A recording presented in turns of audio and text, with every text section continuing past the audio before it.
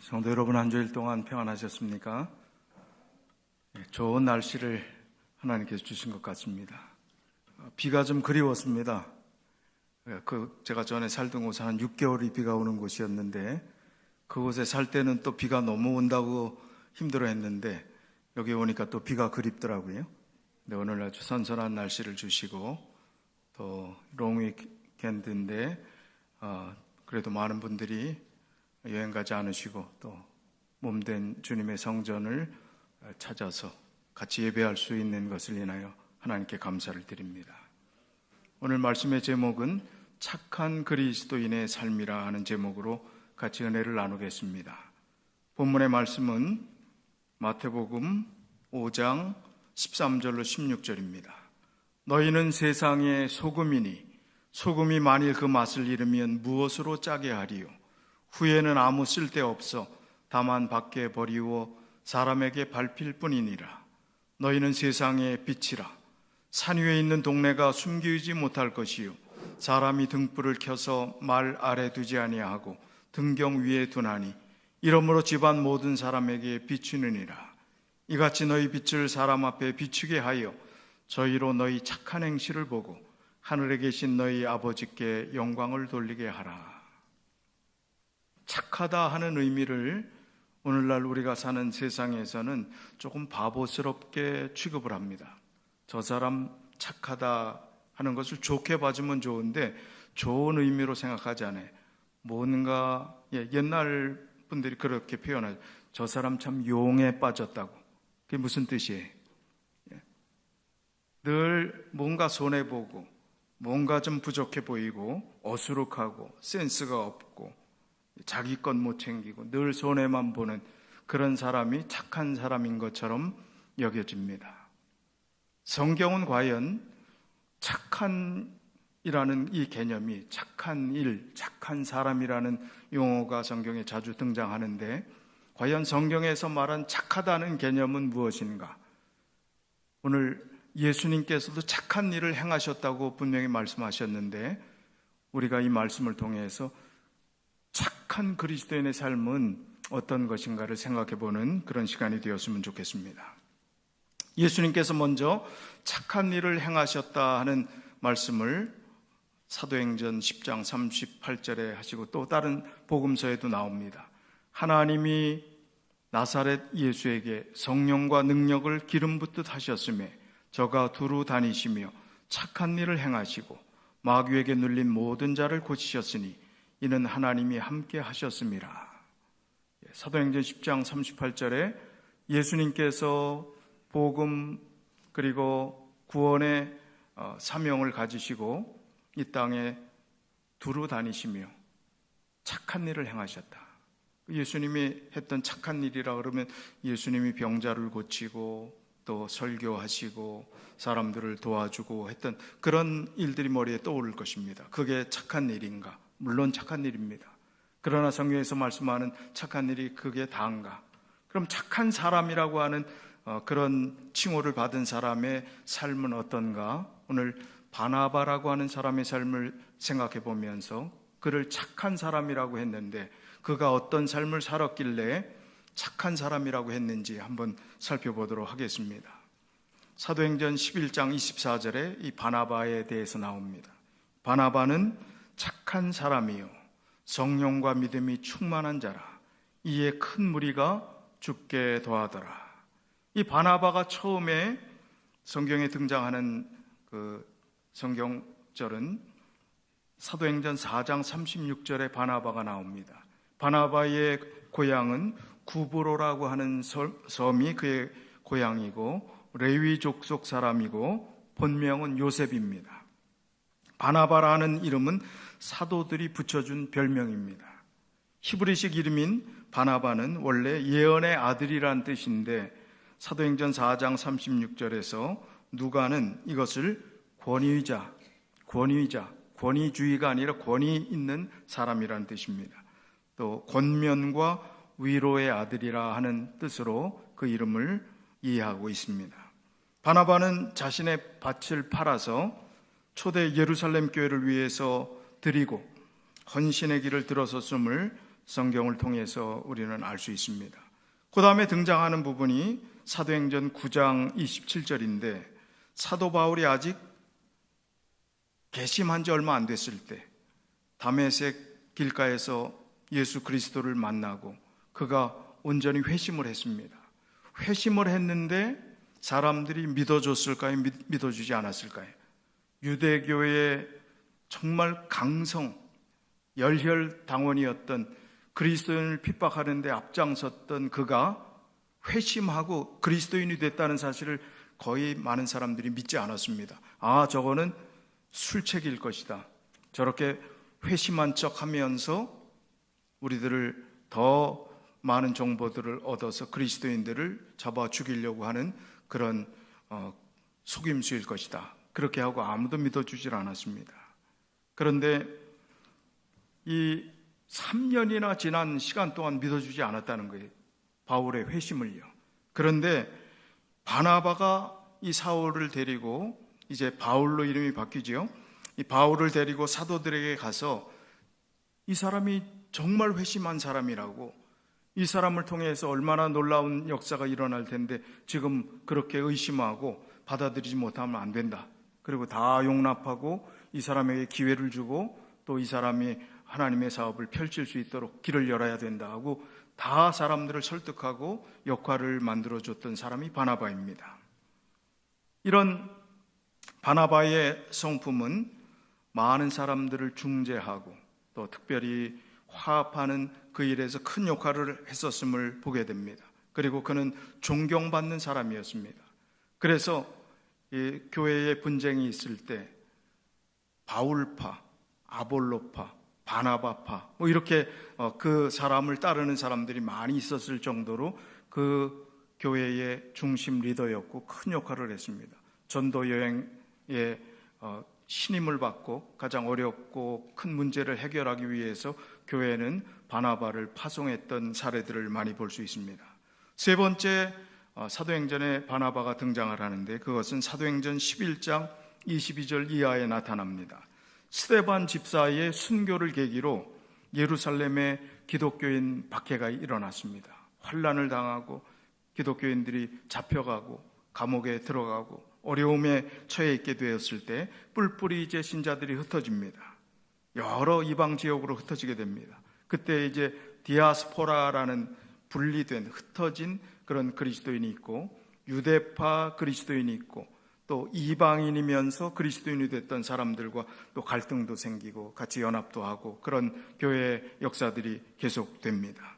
이런 상황 가운데 예루살렘 교회는 바나바를 파송해서 꽤 어려움에 처해 있는 그 교회의 문제들을 해결하기 위해서 파송하는 그런 일들이 사도행전 8장 14절에도 예루살렘의 사도들은 빌립 집사가 사마리아 선교에 성공했다는 소식을 듣고 베드로와 요한을 파송했던 경험이 있었습니다. 이것처럼 중요한 일이 있을 때 바나바를 파송할 정도로 신임을 하는 존재였다는 사실입니다. 이제 바나바는 새로운 상황을 처리할 수 있는 능력이 있는 사람이었고 특별한 재능이 있는 사람이었고 무엇보다 전적인 예루살렘 교회 본부에 신임을 받았던 사람, 너그러운 사람, 권위자라는 것은 정말 인격적인 훌륭한 인품을 가지고 모든 사람을 품을 수 있는 그런 사람이었음을 말하고 있습니다. 그런데 창세기 사도행전 12장 그의 조카 마가를 데리고 예루살렘에 돌아왔다는 언급이 있고 13장에 보면 안디옥과 구브로와 비시디아, 안디옥, 이고니온, 루스드라 등에서 사도 바울과 열심히 전도 여행을 하는 이야기가 나옵니다. 바나바와 또 마가는 생질이라 성경에 그렇게 표현하고 있습니다. 생질, 조카라는 것입니다. 그런데 사도행전 15장 39절에 보면 바나바는 바울과 서로 심히 다퉜다. 아니 착한 사람이라고 했던 바나바가 어떻게 심히 다툴 수가 있어요? 인격이 그렇게 훌륭한 바나바가 어떻게 심히 다툴 수가 있습니까? 그것도 하나님 사업을 위해서 전도 여행을 하는데 이 마가는 애숭이었습니다. 이 바울이 볼 때 그리고 헌신하는 그러한 일에 있어서 이 온실 안에서는 열심히 헌신하는 것 같았는데 개척지, 어렵고 위험이 도사리는 그곳을 피했습니다. 그러니까 마가는 자격이 없다, 이런 사람 보내면 하나님의 사업이 더 발전하는 것보다 후퇴할 것이다 생각하면서 이 마가를 그 팀에 합류하는 것을 원치 않았습니다. 그로 인해서 큰 다툼이 벌어진 것입니다. 착한 사람도 다툴 수 있구나, 그것도 심하게 다툴 수 있구나, 하나님의 사업을 위해서도 그럴 수 있구나. 연약한 사람이, 그러나 하나님의 교회를 이제 어떻게 이들이 이끌어갔는지를 우리가 봐야 합니다. 다툰 것으로 끝났으면 아마 바나바의 이야기가 성경에 기록되지 않았을지 모르겠습니다. 사도 바울의 이야기도 어쩌면 그의 삶은 좋은 결론을 맺은 사도로 여겨지지 않았을 것입니다. 그러나 그런 다툼에도 불구하고 이 마가가 이제 성장하는 그 성장의 기회들을 인내로 바라본 이 바나바가 결국 마가가 훌륭한 인물로, 헌신하는 인물로, 그리고 정말 자기의 생명을 아끼지 않는 그런 마음으로 진정한 사도가 되어서 성숙해진 모습으로 돌아오는 것을 보게 됩니다. 그때 성경에 몇 구절에 그런 내용들이 있지만 골로새서 4장 10절에 보면 이제 사도 바울이 그의 생애 거의 말년을 보내면서 이런 말을 합니다. 나와 함께 갇힌 아리스다고와 바나바의 생질 마가와 괄호하고 마가에 대하여 너희가 명을 받았음에 그가 이르거든 영접하라. 바뀌었어요. 그 다툰 이유가 해결된 것입니다. 심히 다툰 이유가 해결된 것입니다. 마가가 헌신하고 이제 마가는 사도라, 그리고 마가는 훌륭한 인물이다, 그를 잘 영접하라, 잘 대접하라, 그를 존중하라 하는 이야기를 바울이 하는 것입니다. 얼마나 멋진 관계가 되었습니까? 영원히 악감정을 품고 지내지 않았다는 것입니다. 바나바가 성경에 착하다고 했던 그 이유, 우리가 주목해야 될 점이 있습니다. 첫 번째는 성령과 믿음이 충만한 자라, 착한 자라 하면서 착한 자가 왜 착한 자라고 했는가에 대한 이유들이 설명이 됩니다. 사도행전 11장 24절에 바나바는 착한 사람이요 성령과 믿음이 충만한 자라, 이에 큰 무리가 죽게 더하더라. 우리가 인위적으로 아무리 무엇을 하려고 할지라도 하나님의 사업은 성령께서 함께하지 않으시면, 성령의 인도하심을 따르지 않으면 그것은 조금 눈에 보이는 성장처럼 보일 수는 있습니다.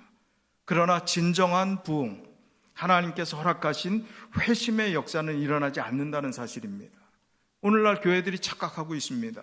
수많은 대형 교회들이 정말 성령을 부르짖고 또 성령 사역에 대한 결과로 그 교회가 부흥했다고 이야기를 하지만 정작 정말 사람이 그렇게 많이 미어터지도록 있는 그 교회가 성령 충만한 회심의 성장의 결과로 그렇게 많은 교회들이 커가고 있는가? 물론 초대교회에 회심의 역사가 일어났을 때, 오순절 성령이 임하셨을 때 하루에 1,000명, 3,000명씩 회개하고 침례받고 하나님의 백성으로 돌아오는 역사들이 있었습니다. 숫자가 따라옵니다.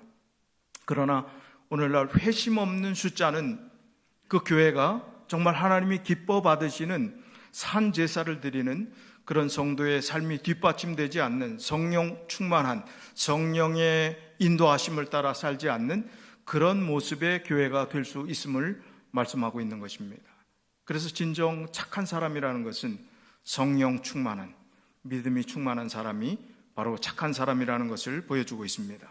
갈라디아서 5장 22절 23절은 성령의 열매를 말씀하고 있습니다. 오직 성령의 열매는 사랑과 희락과 화평과 오래 참음과 자비와 양선과 충성과 온유와 절제니 이 같은 것을 금지할 법이 없느니라. 쉬운 성경에 보면 이 양선을 뭐라고 번역했어요? 착하다. 양선이라는 것은 착하다는 뜻입니다. 착함, 이것이 성령의 열매 중에 아주 중요한 것입니다. 그러니까 그냥 착하다 하는 것과 성령 충만하여 하나님의 일들을 성실히 수행하는 착함은 다른 것입니다.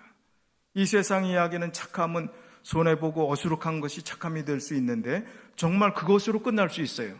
아, 저 사람 참 용에 빠졌어, 저 사람 착해. 그러나 성령 충만한 착함은 그런 것과 차이가 있다는 것입니다. 두 번째는 목숨을 아끼지 아니하는 자라. 사도행전 15장 25절 26절에 사람을 택하여 우리 주 예수 그리스도의 이름을 위하여 생명을 아끼지 아니하는 자인 우리를 사랑하는 바나바와 바울과 함께 너희에게 보내기를 일찍 가결하였노라. 이제 바울과 바나바를 파송하는 그런 이야기를 하면서 이 사람들은 어떤 사람이라고요? 생명을 아끼지 않는 사람이라. 오늘날 기독교가 부흥이 멈추고 기독교가 점점 쇠퇴하고 오늘날 한국은 기독교에 대한 잘못된 생각, 특별히 정치적인 이슈로 인해서 얼마나 많은 기독교인들이 감소하고 있는지, 그리고 기독교에 대한 편견을 가지고 있는지, 이 세상이 기독교를 향해서 비난하고 있는지 정말 안타까운 모습입니다. 생명을 아끼지 않고 하나님 앞에 충성하는 그런 사람이 있다면, 지금도 그런 마음으로 신앙하는 사람들이 있다면 부흥하지 않을래야 않을 수 없다는 것입니다. 그런 사람을 착한 사람이라고 한다는 것입니다. 바나바와 바울은 우리 주 예수 그리스도의 이름을 위해 자기 목숨도 내놓은 사람들입니다. 그들이 붙잡는 복음은 오늘날 우리가 믿는 복음과 다릅니까? 똑같습니다. 그들이 생명을 걸고도 지킬 만한 가치가 있는 구원의 복된 소식들은 오늘 우리가 믿는 신앙과 같다는 것입니다. 그런데 그들은 목숨을 버리기까지 모든 것을 아낌없이 헌신하고 모든 것을 하나님의 사업을 위해서 최선을 다하고 생명까지 내놓았는데 오늘 우리의 모습은 얼마나 연약합니까? 내 믿음 하나에 지키지 못해서 그저 그냥 우왕좌왕하는 모습, 우리 마음이 정말 하나님의 믿음 안에서 뿌리 내리고 하나님의 믿음 안에서 기뻐하는 가장 기초적인 믿음조차 없이 흔들흔들하는 모습이 우리의 모습이라면 우리가 어떻게 성령 충만한 가운데 믿음을 가지고 살아가는, 목숨을 아끼지 않는 착한 사람이라고 말할 수 있겠습니까? 착하다 하는 개념을 우리가 다시 개념 정리를 해야 합니다. 착한 그리스도인이 되자. 마치 무슨 학교 급훈 같지요? 착하게 살자, 그런 제목도 회자되고 있지 않습니까? 그러나 착하다는 개념이 성경에서 이렇게 깊은 의미가 담겨져 있다는 사실입니다. 착한 교회, 고린도 교회는 시끄러운 교회였거든요. 문제가 많은 교회였습니다. 그런데 성경에 착한 교회를 고린도 교회라고 이야기했고, 왜 고린도 교회가 문제가 많지만 착한 교회라고 했는가? 너그러운 교회이기 때문에 착한 교회라고 이야기를 했어요. 자, 그 말씀을 조금 드려보지요. 사도행전 344쪽에 보면 그 배경을 이렇게 설명하고 있습니다. 바울은 그곳 신자들을 굳게 하기 위하여 디도를 고린도에 보낼 때 그 교회를 베풀매 은혜 가운데 세우도록 디도에게 교훈하였으며 신자들에게 보낸 그의 사적인 서신 가운데서도 역시 호소하면서 다음과 같이 간청하였다. 너희는 믿음과 말과 지식과 모든 간절함과 우리를 사랑하는 이 모든 일에 풍성한 것 같이 이 은혜에도 풍성하게 할지니라. 이제는 행하기를 성취할지니 마음에 원하던 것과 같이 성취하되 있는 대로 하라. 할 마음만 있으면 있는 대로 받으실 터이요 없는 것을 받지 아니하시리라. 자, 이 말씀은 뭡니까? 고린도 교회가 하나님의 복음 사업을 위해서 하나님께서 혼자 다 하실 수 있지만 하나님의 백성을 같이 일하도록 하시고 헌신하게 하시고 드리도록 하시고 하나님의 사업에 협력하도록 하신 이유는 우리를 위해서입니다. 우리의 이기적인 마음, 제일 좋아하는 이 세상에서 이 금전 만능 시대에 돈이면 모든 것이 다 통한다고 하는 그 돈을 움켜쥐고 이기적인 삶을 살아가는, 나를 위해서, 내 자식만을 위해서, 내 이익만을 위해서 살아가는 우리들에게 넓은 마음, 가장 귀중하게 여기는 것을 풀 수 있는, 나눌 수 있는 그런 마음을 주시고 우리가 예수 그리스도의 정신을 가지고 살라고 그렇게 교훈하시기 위해서 헌신할 수 있는 기회를 주시는 것입니다. 우리 달라스 포르트월스 교회는 어떻습니까? 저는 고린도 교회를 닮은 너그러운 교회라고 생각합니다. 참 이렇게 에어컨 헌금한다고 얘기하는데 다른 교회랑 제가 비교하면 참 죄송하지만 별로 강조 안 하시더라고요. 이 정도 강조해서 헌금이 나오겠나 싶을 정도인데 거의 다 나왔어요. 목표에 거의 다 도달했습니다. 숫자에 대비해서 그런 금액이 이렇게 쉽게 나오는 것은 너그러운 교회입니다. 참 감사하지요. 물론 우리들을 위한 거지만 에어컨 시원한 가운데 여름이 긴 이 계절에 우리가 필요한 거지만 마음에 정말 감동이 있습니다. 또 외부에서 오신 손님들에게 관대한 그런 마음들을 보이시는 이 교회, 참 좋은 교회입니다. 너그러운 교회입니다. 그러나 우리가 이 정도에서 안주할 것이 아니라 우리가 조금 더 최선을 다할 수 있다. 하나님의 사업을 위해서입니다. 제가 무슨 지금 헌금호소하러 나온 것이 아닙니다. 우리의 마음이 하나님의 복음 사업을 확장하기 위해서 내가 할 수 있는 부분에서 헌신한다고 하는 마음들을 가진다면 남은 재정, 잉여 자금을 가지고 드리는 것이 아니라 내가 헌신한다. 어려운 가운데서도 하나님께 헌신하고 하나님께서 채워주시는 은혜를 경험하고 하나님의 사업에 최선을 다할 때 하나님은 곱하기 법으로 갚아주신다는 것을 몸소 체험할 수 있는 그런 은혜를 경험하게 된다면 우리의 헌신이 가치 있는 헌신이 될 것입니다. 그런 헌신을 하나님께서 받으시는 것입니다. 목숨을 아끼지 않은 그런 헌신, 너그러운 교회를 고린도 교회라고 이야기하고 그들의 행동이 착하다고 이야기하는 착한 교회라고 이야기하는 그 개념을 우리가 이해하면 좋겠다는 것입니다. 그 좋은 교회에 오셨어요. 어제 찬양 연습을 끝나고 이야기하는데 우리 교회 자부심이 대단하신 것 같아요. 정말 이 남자들이 이렇게 젊은 찬양대원들이 이렇게 많은 거 봤냐고 그런 얘기들 하시면 정말 그렇습니다. 죄송하지만 노인분들 평균 연령을 보면 찬양대도 굉장히 높아요. 유튜브에 다른 교회들 보시잖아요. 연세 많이 드신 분들 참 감사한 일이고 좋은 일이지만 평균 연령이 이렇게 젊은 분들이 없습니다. 보배로운 정말 감사한 일입니다. 좋은 여건과 좋은 조건 속에서 하나님 찬양하는 그런 좋은 교회에서 우리가 하나님께 온전한 마음으로 그리고 정말 자원하는 심령으로 하나님께 헌신하게 된다면 어떤 역사가 일어날까요? 궁금하지 않으신가요? 기대되지 않습니까? 이 교회에서 어떤 역사가 일어날지 정말 이런 마음으로 착한 마음으로 그리스도인의 삶을 살게 된다면 이 교회는 어떤 일들이 펼쳐질지 저는 궁금합니다. 여러분도 궁금히 여기시면 좋겠습니다. 그리고 그 역사의 주인공들이 다 되셨으면 좋겠습니다.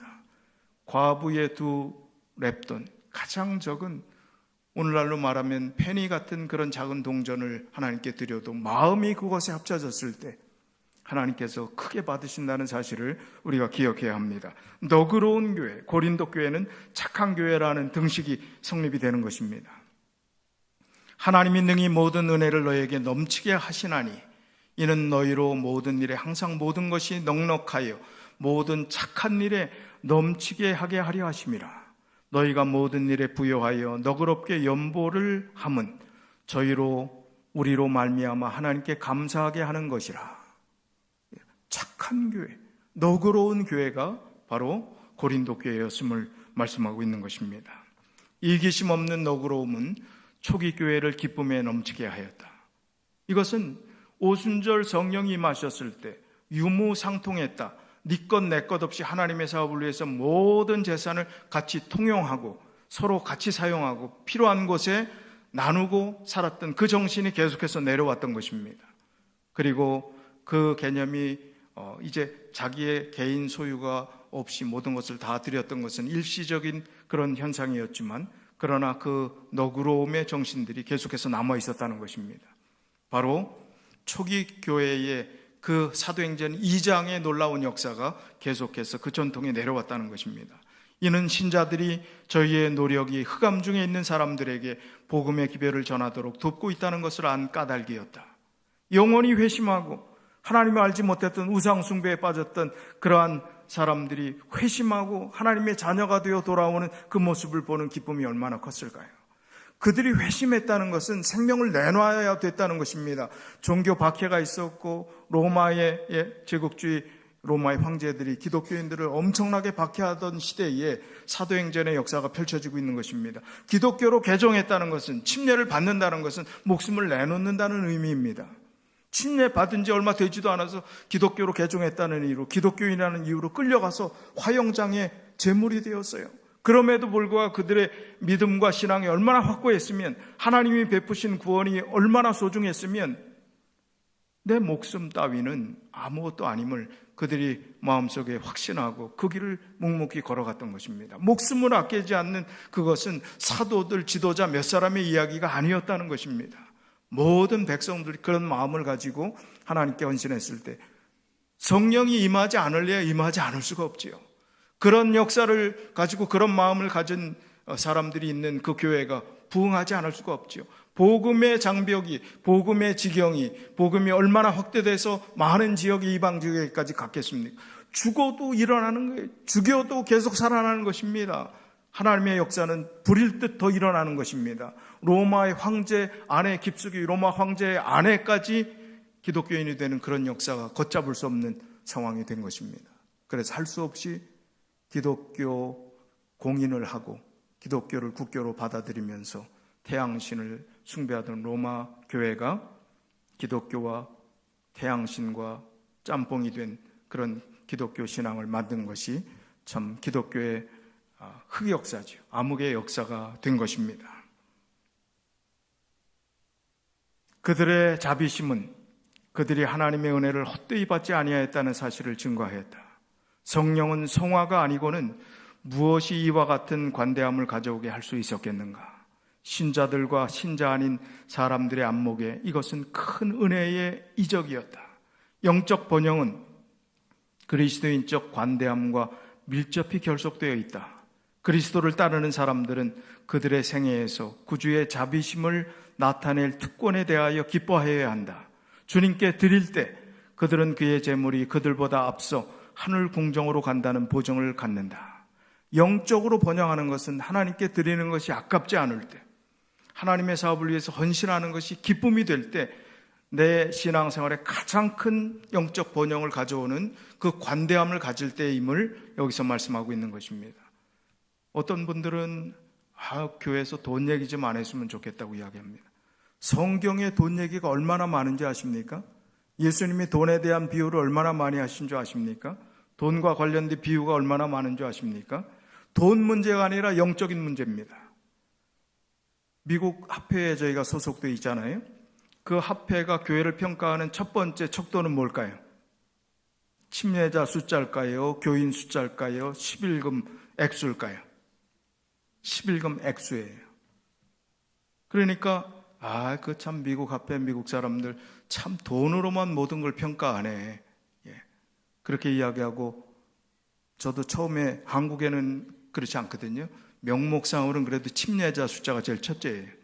그 다음에 두 번째 교인 숫자, 안교생 숫자 뭐 이런저런 게 있고, 그 다음에 11금 이렇게 얘기를 합니다. 근데 여기는 대놓고 11금이 첫째래네요. 거기에 따라 목사가 뭐 파트타임이 있고 풀타임이 있고 하프타임이 있고. 한국은 시골교회 10명 있어도 똑같아요. 다 풀타임입니다. 미국은 그래요. 그래서 참 이 자본주의 경제 원리가 교회에도 그렇게 있구나 생각을 했습니다.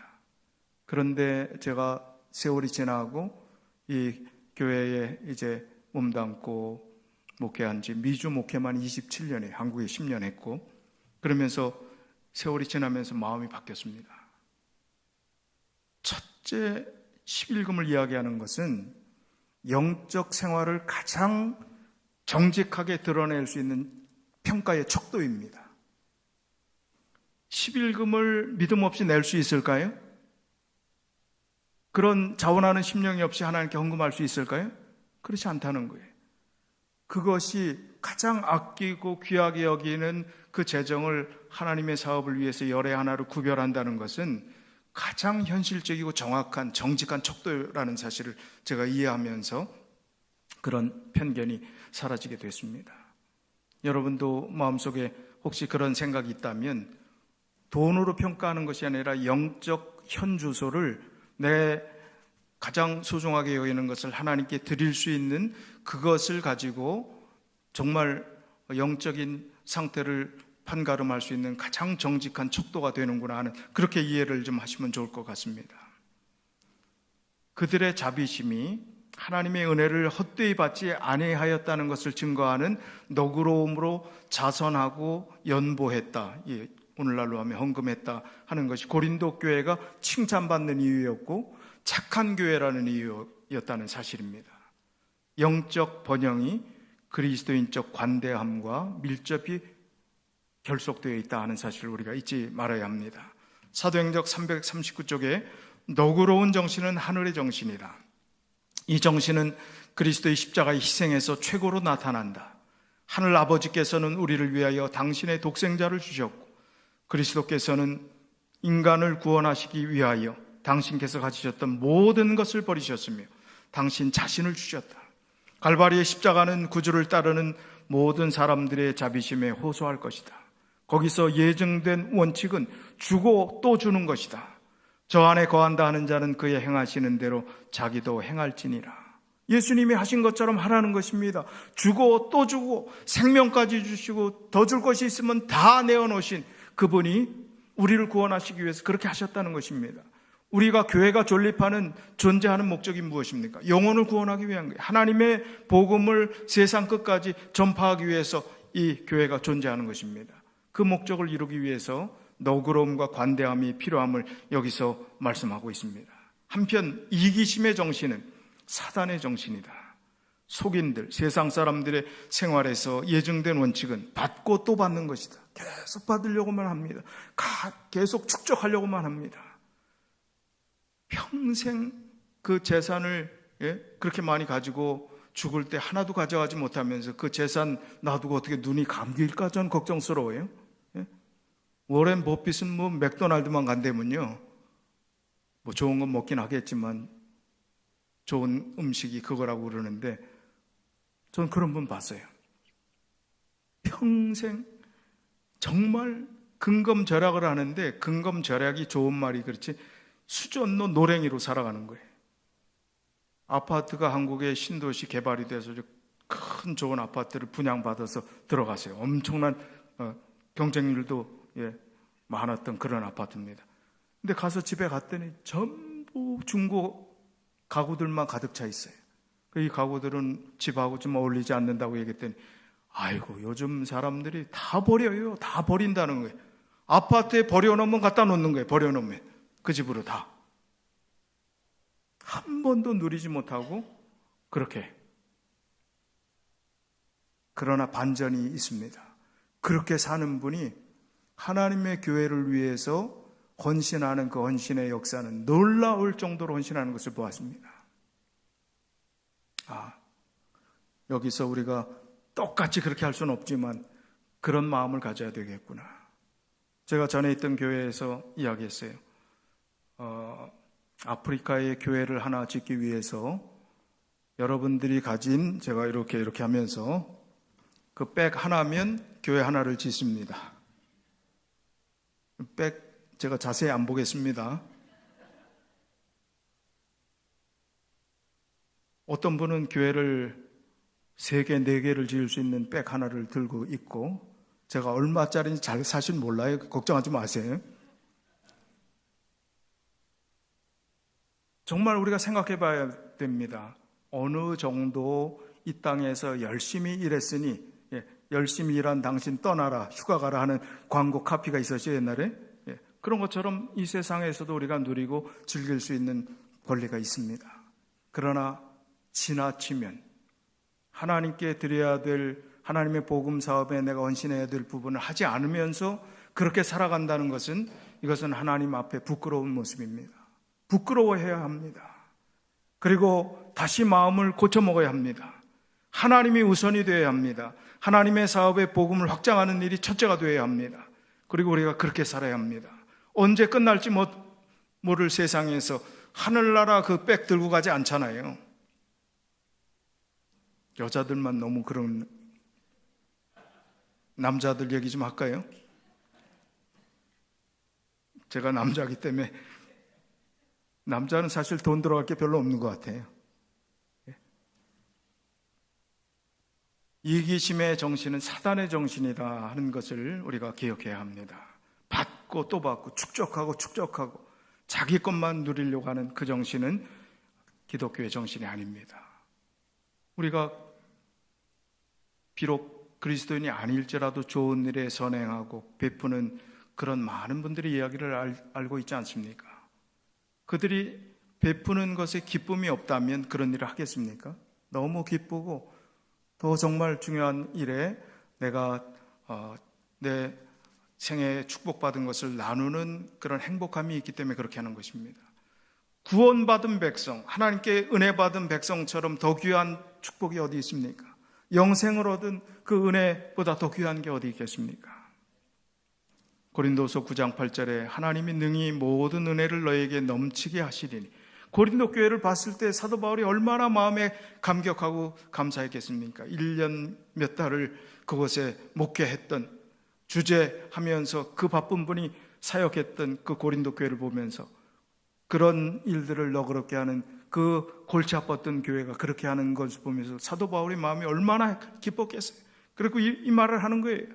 하나님이 능히 모든 은혜를 너에게 넘치게 하시리니 이는 너희로 모든 일에 항상 모든 것이 넉넉하여 모든 착한 일을 넘치게 하게 하려 하심이라. 넘치게 하게 하시리라는 이 은혜를 우리가 꼭 좀 체험해 봤으면 좋겠습니다. 빌립보서 1장 6절에 너희 속에 착한 일을 시작하시니가 그리스도 예수의 날까지 이루실 것을 우리가 확신하노라. 내가 하는 것이 아니라는 거예요.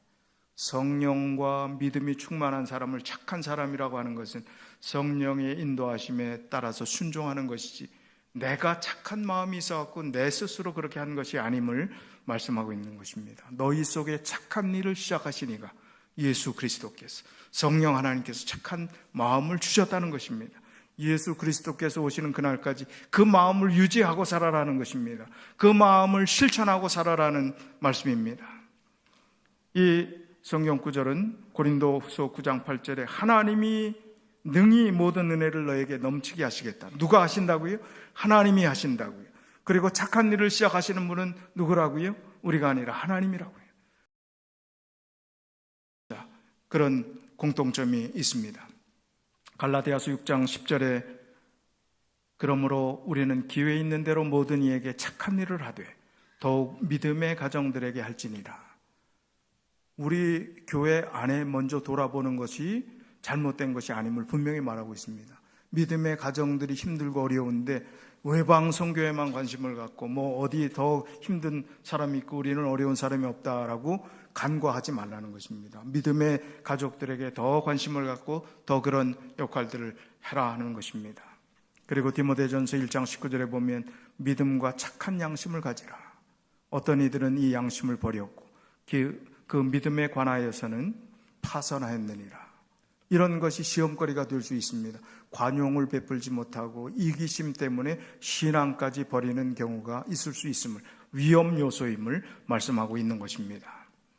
달란트의 비유, 우리가 잘 아는 달란트의 비유가 나오지요. 마태복음 25장 21절 23절에 보면 그 주인이 이르되 잘하였도다.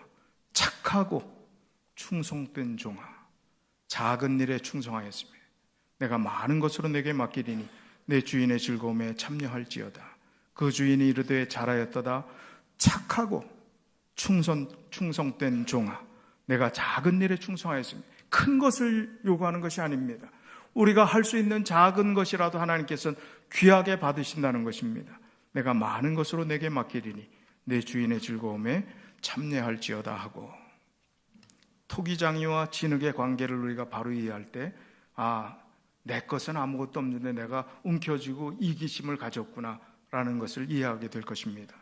이사야 29장 16절에 보면 너희의 패리함이 심하도다. 토기장이를 어찌 진흙같이 여기겠느냐. 지음을 받은 물건이 어찌 자기를 지은 자에 대하여 이르기를 그가 나를 짓지 아니하였다 하겠으며, 빚음을 받은 물건이 자기를 빚은 자에 대하여 이르기를 그가 총명이 없다 하겠느냐. 적반하장도 유분수지라는 말이 있잖아요. 지금 하나님이 창조주이시고 우리는 피조물인데, 피조물이 하나님 머리 위에 서갖고 자기가 잘났다고 폼 잡는 소리를 한다 이겁니다. 너희들이 그렇게 살고 있다는 게 이기적으로, 여기 쉬운 성경에 어떻게 말하고 있습니까? 너희들이 얼마나 비뚤어진 자들인가, 비뚤어진 마음을 가지고 살고 있다는 거예요. 진흙과 토기장애가 어찌 같을 수 있느냐? 만들어진 물건이 자기를 만든 사람을 향해 그가 나를 만들지 않았다라고 말할 수 있느냐? 그릇이 그릇을 만든 사람에게 그는 아무것도 모른다라고 말할 수 있겠느냐? 얼마나 우스꽝스러운 모습입니까? 오늘 우리가 하나님께로부터 받은 모든 것을 인정하고 하나님께서 우리에게 위탁하신 이 땅에 살 동안 맡겨주신 청지기로서 우리에게 소유 주는 하나님이신데 우리가 그걸 잘 활용하도록 관리하도록 맡겨주신 그 관리의 역할을 잘하는 것이 하나님께서 주시는 착하고 충성된 종이라고 하는 그 칭호를 받는 그러한 역할과 그런 사람들이 될 수 있음을 말하는 것입니다. 이것이 바뀌어지면 곤란합니다.